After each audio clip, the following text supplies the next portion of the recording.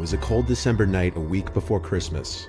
My family always does Christmas in our Hamptons, New York summer house.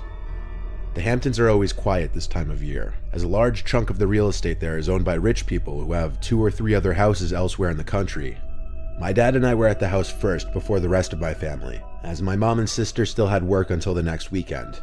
My dad was retired at the time, and school was over for winter break for me, so we wanted to just go to the Hamptons house early. We all have our own bedrooms in this house, which sits on a quiet dead-end road. My dad turned on the heat and water and all that stuff that he always has to take care of when we return for the first time in months. I brought my PS3 to play in my room. I spent most of the first day there playing video games. On that first night we were there was a big snowstorm, another reason we wanted to come early, to beat the crappy road conditions that would come for days after the storm. The next morning when I woke up and went out to the kitchen, my dad asked me when I built a snowman. I responded, "What do you mean?"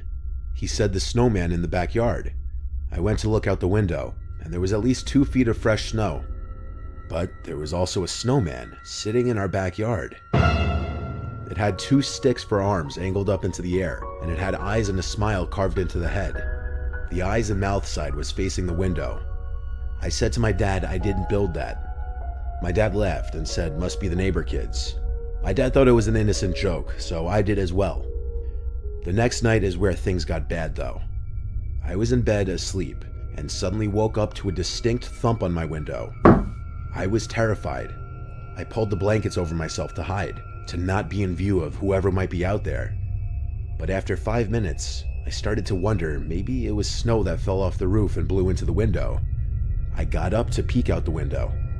I screamed because at first I thought what I saw was a person, but it was actually another snowman standing right outside my window. There was an angry frown on this one instead of a smiling face. I screamed for my dad and he came rushing inside. I pointed at the window, and this time he wasn't happy. He said he would go next door in the morning and talk to the kids' parents. I slept in my sister's room the rest of that night. The next morning, my dad went next door and rang the bell, but they weren't home. There were no cars in the driveway. That meant they weren't even in town. That was the only nearby house with kids in it, so this didn't exactly help explain the situation. For 5 or 6 days straight, nothing else happened until Christmas Eve night. The rest of our immediate family, plus all 4 of our grandparents, were now in the house. We were in the living room. This was before dinner, but it was already dark out. Someone knocked on the front door instead of using the doorbell. We weren't expecting any other family. I started to get nervous. My dad went over and asked, "Who is it?" Someone on the other side of the door started saying, "Please let me in, I need help." The door has no peephole or windows, nor are there any windows that would allow us to see who was on the other side of the door. My dad asked what's wrong, and the voice on the other side said, "I have no one to spend Christmas with, please help me." We all looked at each other now, and my dad yelled to please leave before we call the police. The person on the other side said, "Okay, I'll leave, please don't call the police." He never opened the door. We instantly tied this to the creepy snowmen. We knew it had to be connected. And we were right. On Christmas morning, there was a note taped to our front door. It said, "To the best of my memory, I just wanted to have a little fun. I built the snowman for the boy in the house. I don't have anyone to spend the holiday with. Hurt." In one way or another, I think whoever left that note on our door and built those 2 snowmen was mentally ill or unstable. It's very unlikely that it was meant to be a joke, considering he came to our front door. I think he was dangerous, and even if he wasn't inherently hostile, the fact that he did what he did is just enough for him to be considered somebody none of us wanted to meet.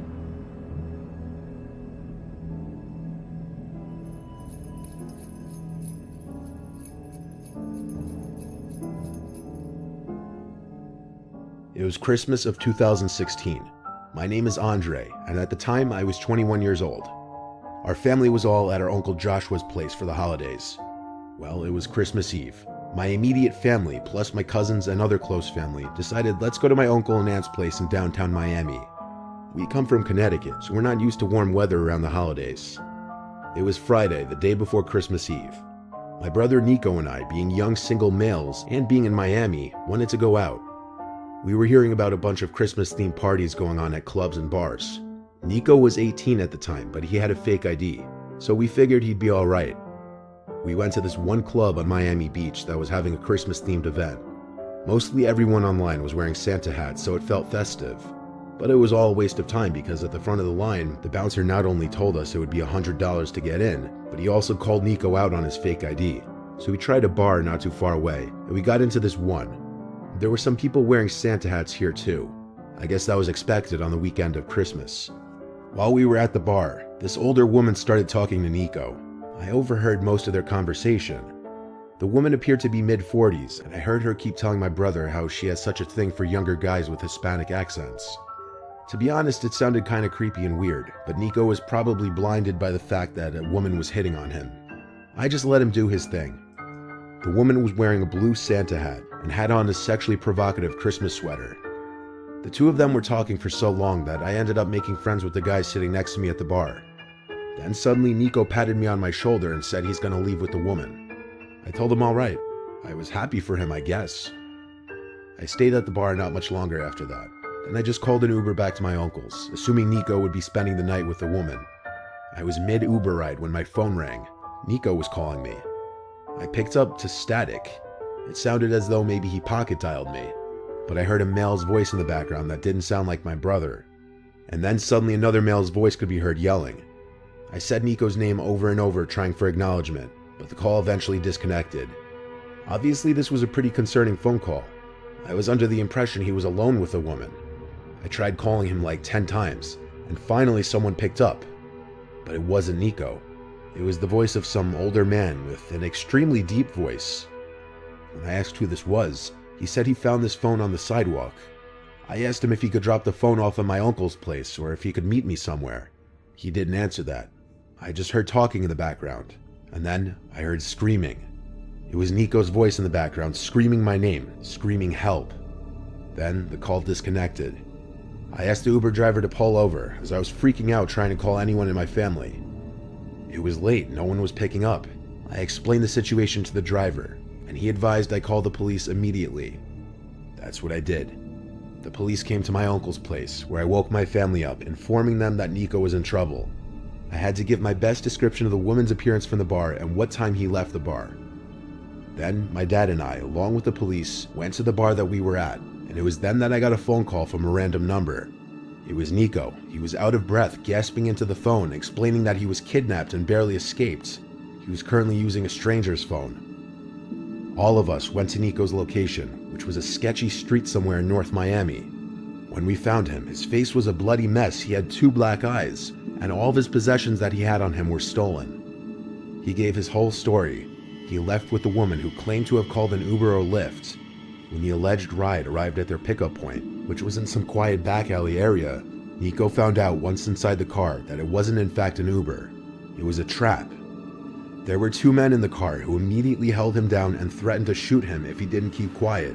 They started to drive for a while, and during this time, one of the men called my number and they threatened to harm him if he yelled out anything, which he did, and that explained the bloody face and black eyes. They broke his phone, took his wallet, keys, and whatever else was on him.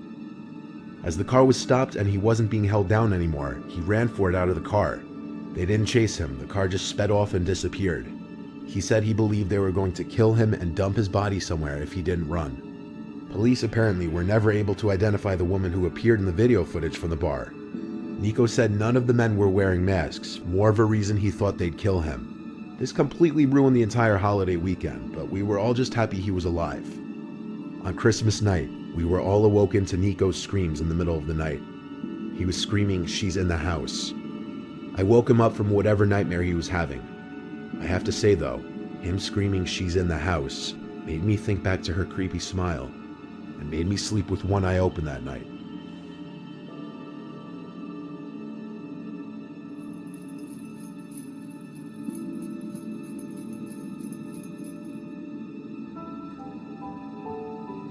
I bought a small house with my brother George a couple years back. We hosted Christmas the first year we lived in the house just as a way of getting the family to see the place and getting everyone together for the first time in forever. We don't have the biggest family in the world, so it was the 2 of us, our parents, our aunt and uncle, cousin, and our sister and 2 nephews. Our sister came with our nephews and her husband first to help us out with the cooking and preparing. They brought their dog Mika along as well. Since they lived 2 hours away, they were going to be spending the night at our house.